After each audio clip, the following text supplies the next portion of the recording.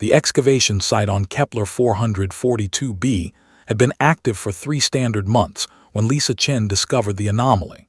She knelt in the rust-colored dirt, her exosuit's knee servos hissing softly as she brushed sediment from what appeared to be a crystalline lattice embedded in bedrock dating back 2.3 billion years. The planet's twin suns cast harsh shadows across the dig site, and Lisa's heads-up display flickered with spectrographic data that made no sense whatsoever. "Kevin, you need to see this," she said into her helmet comm. Kevin Amarson was 50 meters away, cataloging what they'd initially classified as fossilized microbial colonies. He looked up from his workstation, his tall frame silhouetted against the ochre sky. Another false positive on the organic compounds. No, something else entirely. Lisa had been an exoarchaeologist for 12 years, ever since the Frontier Initiative had begun surveying potentially habitable worlds in the Goldilocks zone. Most missions yielded basic geological data, occasionally primitive bacterial evidence. Nothing that suggested intelligence, let alone technology. Earth remained unique in that regard, or so humanity had believed. Kevin approached, his boots crunching on the mineral-rich soil. Through his helmet visor, Lisa could see his dark eyes narrow as he examined her discovery. "That's not natural formation. Run the isotope analysis yourself if you don't believe me." He did.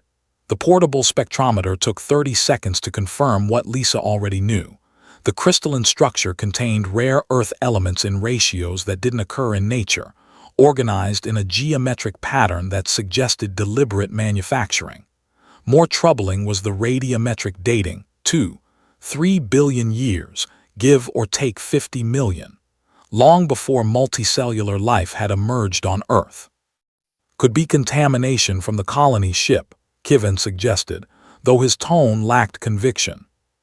"With this decay signature, this thing was here when Earth's atmosphere was still toxic." Lisa carefully extracted the object, roughly the size of her fist, and placed it in a sterile containment unit. "We need to take this back to the lab." The base camp consisted of prefabricated modules arranged in a hexagonal pattern, powered by fusion cells and protected by radiation shielding. Inside the main laboratory, Lisa and Kevin spent the next 14 hours subjecting the artifact to every non-destructive test in their arsenal. Each result deepened the mystery. The crystalline lattice wasn't just manufactured, it was a computational substrate, a processing matrix more sophisticated than anything in humanity's current technology. Quantum states remained stable within its structure despite billions of years of exposure. When Lisa accidentally brought it near the camp's main computer terminal, something extraordinary happened. The artifact began to resonate. "Temperature spike," Kevin called out, monitoring the readings. "But it's not thermal, it's electromagnetic. The thing's transmitting." "To what? We're 47 light-years from Earth. There's nothing out here but—" Lisa stopped mid-sentence as every screen in the laboratory illuminated simultaneously.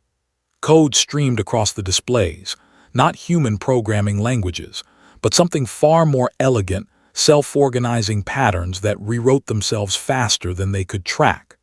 The base's quantum computer, designed to handle complex atmospheric modeling, was being repurposed. "Shut it down," Lisa ordered. "I'm trying. It's locked me out of the primary systems." Kevin's fingers flew across his terminal, but the cascade had already begun. "Lisa, it's not just accessing our computer. It's accessing the satellite network, the navigation beacons, even the colony ship in orbit." Through the laboratory's viewport, Lisa saw the night sky transform. Stars that should have been fixed points began to move, coalescing into patterns.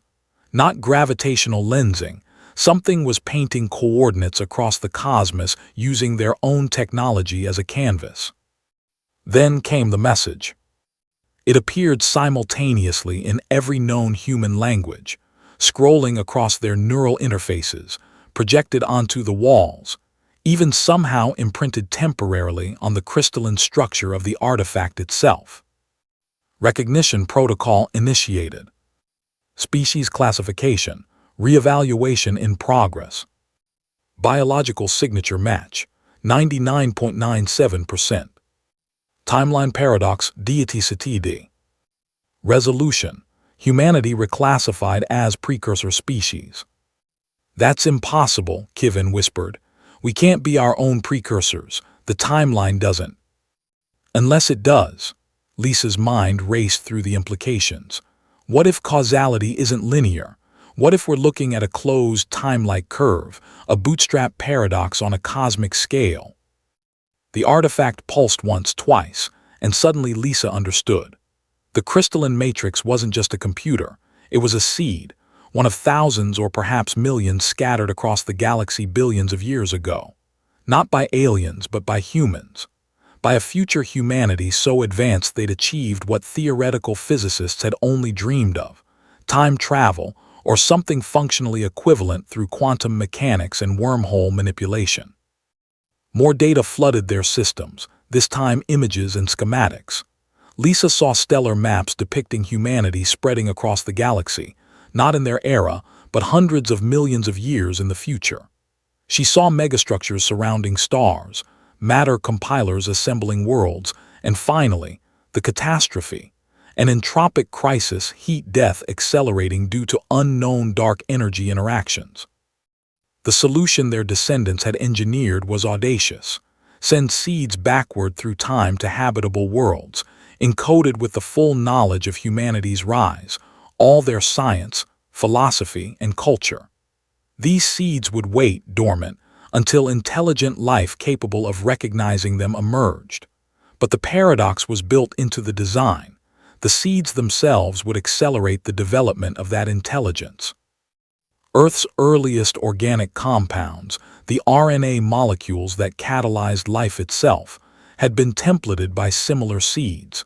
Humanity hadn't just discovered the relics of an ancient civilization. They had discovered their own future, which had reached back to ensure their past. "We're the loop," Lisa said quietly. "We exist because we will exist.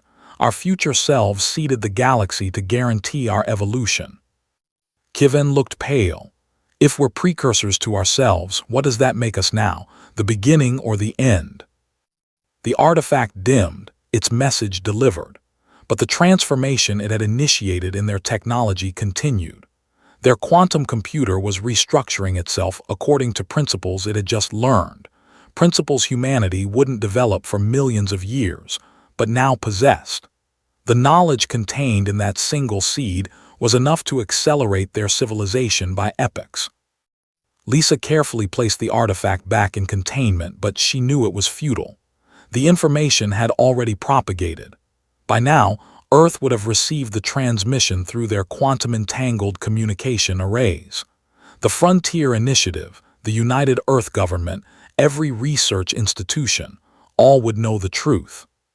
Humanity was alone in the universe, but only because they were meant to be.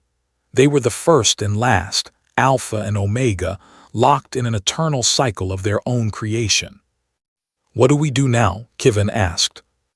Lisa looked at the star maps still displayed on their screens, showing the galaxy as it would be millions of years hence, populated entirely by their descendants. "We do what we were always going to do. We survive, we grow, we spread across the stars, because if we don't, we never did." Bootstrap paradox.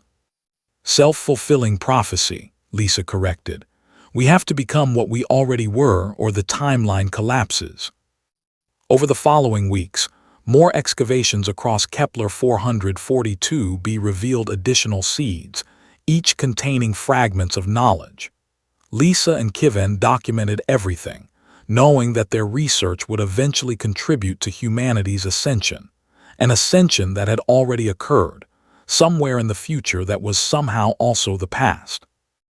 On their final night before the supply ship arrived to transport the artifacts to Earth, Lisa stood outside the base camp and looked up at the alien stars.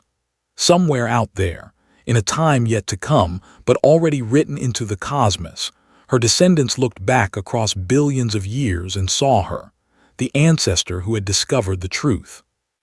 She smiled. The loop was stable. Humanity's future was secured by its own hand, reaching backward through the ages. And she walked past the ancient relic one final time, knowing that the system, vast, ancient, and utterly human, had quietly reclassified their entire species, transforming them from explorers into architects of eternity.